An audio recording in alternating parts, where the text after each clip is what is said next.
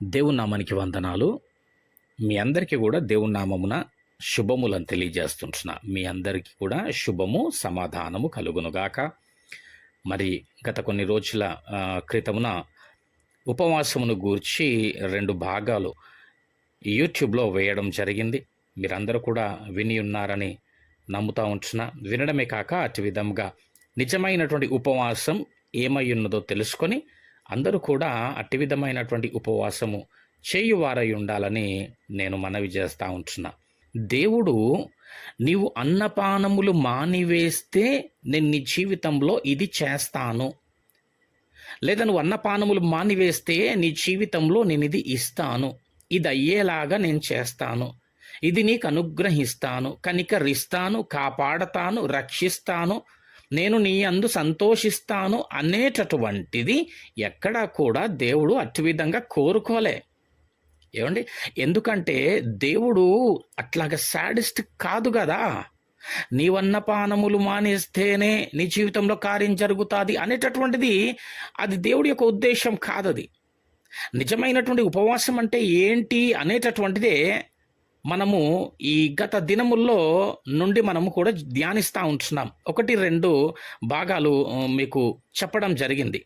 ఎందుకంటే చాలామంది ఏ విధంగా ఉంటారు, ఏ విధంగా మాట్లాడతారు, ఏ విధంగా చేస్తారు అనేసి అంటే, వారు ఉన్నటువంటి ఉపవాస దినములలో ఏదైతే వారు అనుకుంటారో ఒకవేళ వారి జీవితంలో అట్టిది జరగలేదనుకోండి, దేవుణ్ణే ప్రశ్నించేటటువంటి వారుగా అయిపోతారండి.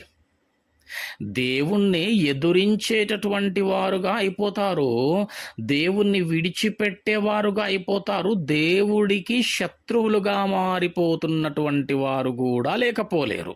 ఎప్పుడు ఉపవాసం ఉన్నప్పుడు దేవుడు గనక కార్యం చెయ్యకపోతే, అనుకున్నది జరగకపోతే దేవుణ్ణి ప్రశ్నించేటటువంటి వారు చాలామంది ఉన్నారు.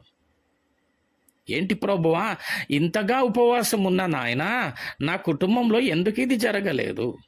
ఇంతగా ఉపవాసం ఉన్న ప్రభువా, 1 గంట వరకు ఉన్నాను ప్రభువా, 3 గంటల వరకు ఉన్నాను తెలుసా ప్రభువా, 40 దినములు 6 గంటల వరకు ఉన్నాను నాయన.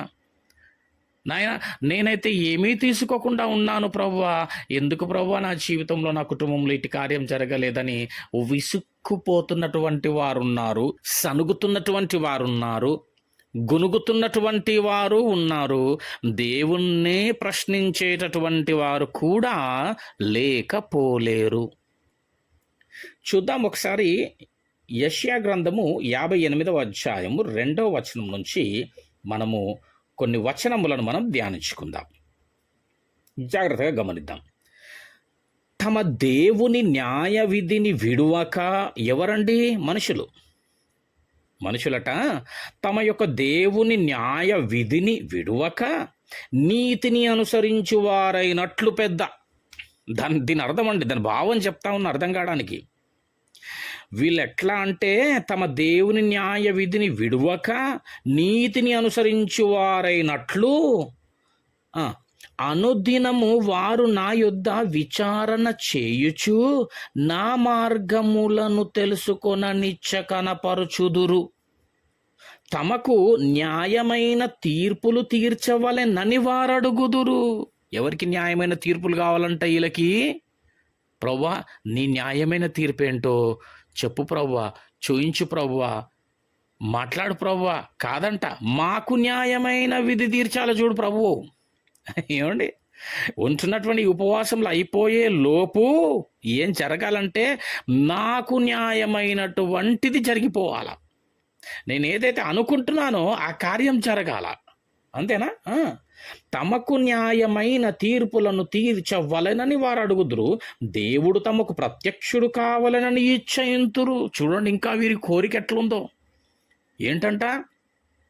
ఆ ఉపవాస దినములు అయిపోగానే ప్రభువు వారికి ప్రత్యక్షుడు కావాలని కోరుకుంటారంట. అంటే ఇప్పుడు ప్రభువు దిగి వచ్చి, భక్త ఏమిరా నీ కోరిక అనాలన్నమాట ఇప్పుడు. ఏమండి, అదిగో అట్టి విధమైనటువంటి భావం కలిగి ఉంటారంట వీరు. తమకు న్యాయమైన తీర్పులు తీర్చవలెనని వారు అడుగుదురు. దేవుడు తమకు ప్రత్యక్షుడు కావాలనని ఇచ్చయింతురు. అంతేకాదండి, ఏమండి చూడండి, 3వ వచనం చూడండి. మేము ఉపవాసం ఉండగా నీవెందుకు చూడవు? ఎవరితో మాట్లాడుతున్నారండి? ఏమండి, మనుష్యుడు దేవునితో మాట్లాడుతున్నటువంటి విధానం ఇది. అక్కడ చూడండి, క్వశ్చన్ మార్క్ ఉంది. క్వశ్చన్ చేస్తున్నాడు దేవుణ్ణి. ఏమని? మేము ఉపవాసం ఉండగా నీవెందుకు చూడవు? చూడండి, మేము మా ప్రాణములను ఆయాసపరుచుకొనగా నీవెందుకు లక్ష్య పెట్టవు? చెప్పాలి ప్రభువా, ఇప్పుడు ఎందుకు జరగలేదు ఈ కార్యం? ఎందుకు చెయ్యలేదు? ఇది నా జీవితంలో ఎందుకు తీసేయలేదు? ఇది నా జీవితంలో ఎందుకు పెట్టేయలేదు? ప్రశ్నిస్తున్నారు అని అందురు. చూసినారా ఎలాగ దేవుణ్ణి ప్రశ్నిస్తున్నారో? చెప్పుతావా లేదా ప్రభువా? చెప్పు. చెప్పలేదనుకో, ఈ రోజు నుంచి ఏం చేస్తానో తెలుసా, నేను బైబుల్ చదవడము చెప్పాలా మానేస్తా. చెప్పలేదనుకో ప్రభువా, కార్యం జరగలేదనుకో, ఈ రోజు నుంచి ఏం చేస్తాను తెలుసా, నేను మందిరానికి రావడము మానేస్తా. నేను బైబుల్ చదవను, ప్రార్థన చేసుకోనను, చర్చికి రాను. ఏమండి, మనుషుల విధి విధానము చూసినారా? ఇప్పుడు దేవుడు ఎంటర్ అయినాడండి. ఇప్పుడు దేవుడు మాట్లాడడం మొదలు పెడుతున్నాడు. చూడండి, మీ ఉపవాస దినమున బాగానే మాట్లాడుతున్నారు కానీ, మీరు నా పైన బాగానే తిరగబడుతున్నారు, బాగానే ప్రశ్నిస్తున్నారు కానీ, మీ ఉపవాస దినమున మీరు మీ వ్యాపారమును చేస్తారు. ఏమండి, ఏమంట? మీ ఉపవాస దినమున మీరు మీ వ్యాపారము చేయుదురు. అవునా? నిజమేనండి? నిజమే కదా. పేరుకు మాత్రము ఉపవాసము, పనులు మాత్రము మన పనులు. దేవుడి పనులు ఏముండే అక్కడ? ఏమండి, దేవుని కనపరచడము, దేవుని యొక్క క్రియలను బయలుపరచడము, ఏమండి, దేవుని మహిమపరచడం లాంటివి ఉండవు. చూడండి, మీ ఉపవాస దినమున మీరు మీ వ్యాపారము చేయుదురు, మీ పనివారి చేత కఠినమైన పని చేయించుదురు, మీరు కలహపడుచు, ఏమండి, వివాదము చేయుచు, అన్యాయముగా గుద్దులాడుచు ఉపవాసముందురు. నా దగ్గరకు వచ్చి మాట్లాడుతున్నారు మీరు. ఏమండి, మీ కంఠధ్వని పరమున వినబడినట్లు మీరు ఇప్పుడు ఉపవాసం ఉండరు. ఏమండి, ప్రార్థన మాత్రం ఉండదు. ఏముంటుందండి మరి? అన్నపానములు మానేస్తాం మేమంతే అండి, కడుపు మార్చుకుంటాం అంతే. మీ కంఠధ్వని పరమున వినబడినట్లు మీరు ఇప్పుడు ఉపవాసం ఉండరు. అట్టి ఉపవాసము నాకు అనుకూలమా? ఇప్పుడు ఆయన వేస్తున్నాడు క్వశ్చన్. అక్కడ ప్రశ్న ఉంది చూడండి, ఏమండి, క్వశ్చన్ మార్క్. అట్టి ఉపవాసము నాకు అనుకూలమా అంటే అర్థం ఏంటి? అట్టి ఉపవాసం నాకు అనుకూలం కాదు. మీరు ఇట్లాగా చేస్తూ, వంతులు పెడుతూ, షరతులు పెడుతూ, నన్ను ప్రశ్నిస్తూ, ఏమండి, విసుగుతూ, సనుగుతూ, దూషించేటటువంటి ఇట్టి విధమైనటువంటి ఉపవాసం నాకు అనుకూలం కాదు. నీ కంఠ ధ్వని అసలు విననేబడదు. చూద్దాం, మనుష్యుడు తన ప్రాణమును బాధపరచుకొనవలసిన దినము అట్టిదేనా? మళ్ళీ ప్రశ్న. ఒకడు జమ్ము వలె తల వంచుకొని గోనె పట్ట కట్టుకొని బూడిద పరుచుకొని కూర్చుండుట ఉపవాసమా? చెప్పాలా? అది ఉపవాసం అనుకుంటున్నారా?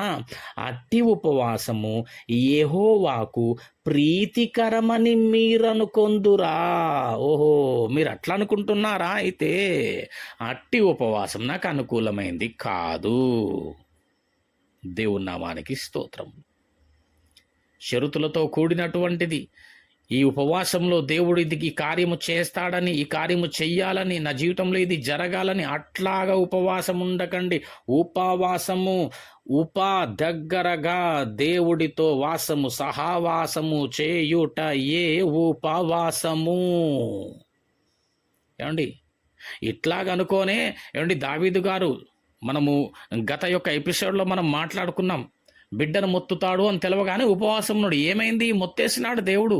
7 దినములు అసలు నీళ్లు కూడా ముట్టలే. ఏంటి, కనికరించినాడు అనుకున్నారా దేవుడు? లేదు. కడుపు మార్చుకొనడము వలన దేవుడు కనికరించడు, కానీ నీ క్రియలు మార్చుకొనడము వలన దేవుడి కనికరం నీ పైకి వస్తుందండి. దేవుడి కృప నీ పైకి వస్తుంది. దేవుడి నీ యందు సంతోషిస్తాడు. దేవుడు నీ యందు మహిమపరచబడతాడప్పుడు.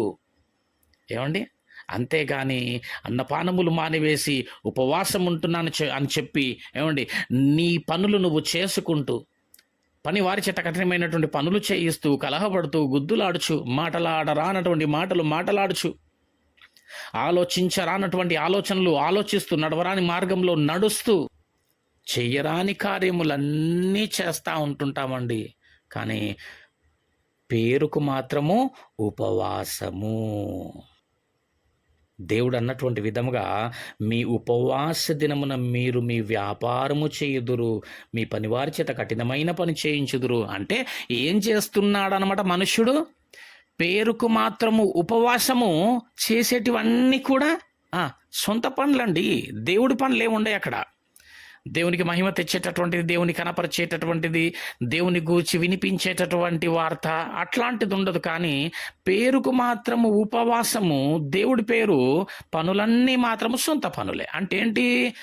సొమ్ము ఒకరిదంట, సోకొకరిదంట, ఊరొకరిదంట, పేరొకరిదంట. ఇట్టి ఉపవాసము దేవునికి అనుకూలమైంది కాదండి. షరతులతో కూడినటువంటి ఉపవాసం చెయ్యకండి. వంతులతో కూడినటువంటి ఉపవాసాన్ని చెయ్యకండి. దేవుణ్ణే పరీక్షించేటటువంటి ఉపవాసములు చేయకండి. నీ ఆరోగ్యమును జాగ్రత్తగా చూచుకో. దేవుడు చేసిన సమస్తము నీ కొరకే. ఆ తినేటటువంటి తిను పదార్థములన్నీ కూడా తినడానికే. ఏమండి? చక్కగా తినండి, చక్కగా తినండి, ఆరోగ్యమును బలపరుచుకోండి, శరీరాన్ని బలపరుచుకొని ఆ శరీరముతో దేవుణ్ణి మహిమపరిచేటటువంటి వారముగా ఉండాలి. ఉపవాసములు చేస్తూ రేపు ఏమండి మంచాన పడితే దేవుని ప్రకటించేవారెవరండి? చక్కగా తినండి, బలము తెచ్చుకోండి, ఆ బలమంతా కూడా దేవుని పనిలో పెట్టండి, చూద్దాం. అంతేగాని ఆరోగ్యమే బాగుండదు, కానీ దేవుడు ఏమో చేస్తాడని, ఏమో చెయ్యాలని, ఏదో అయిపోతాదని బలవంతముగా ఖచ్చితమైనటువంటి విధముగా కడుపు మార్చుకునే ఉపవాసం చేస్తూ ఆరోగ్యమును పాడు చేసుకుంటున్నటువంటి వారు కూడా చాలా మంది ఉంటారు. అట్టి వారు ఒకవేళ ఉన్నట్టయితే దయచేసి ప్రభు పేరట మనవి చేయడం ఏంటంటే, అలాంటి ఉపవాసం చేయకండి. చక్కగా తినండి, మంచి పదార్థములను, ఆహార పదార్థములను తీసుకోండి, శారీరకంగా బలముగా ఉండండి, దేవుడి కొరకు నడవండి, 10 అడుగులు ఎక్కువ వేయండి, దేవుడి కొరకు 4 మాటలు గట్టిగా మాట్లాడగలగండి, దేవుడి కొరకు గంట సేపు గట్టిగా నిలబడగలగండి, అనేకుల కొరకు దేవుడి ఎదుట విజ్ఞాపన ప్రార్థనలు ఎంతసేపైనా చేసేటటువంటి వారుగా బలంగా ఉండండి. దేవుడు సమస్తము చేసింది మన కొరకే కదనండి. కాబట్టి ప్రియమైనటువంటి దేవుని వారలారా, అతి విధమైనటువంటి వంతులతో కూడినటువంటిది కాక ఉపవాసము, దేవుడికి దగ్గరగా చేసే సహవాసమే ఉపవాసము. ఇట్టి ఉపవాసము నీవు చేసినట్టయితే దేవుడు నీ యందు కనికరము చూపిస్తాడు. ఇటు విధమైనటువంటి నీచమైన ఉపవాసము దేవుడు మనందరం కూడా చేయులాగున తన యొక్క కృపను మన యందు అనుగ్రహించును గాక, తన కృప చొప్పున మనల్ని నడిపించును గాక. ఆమెన్.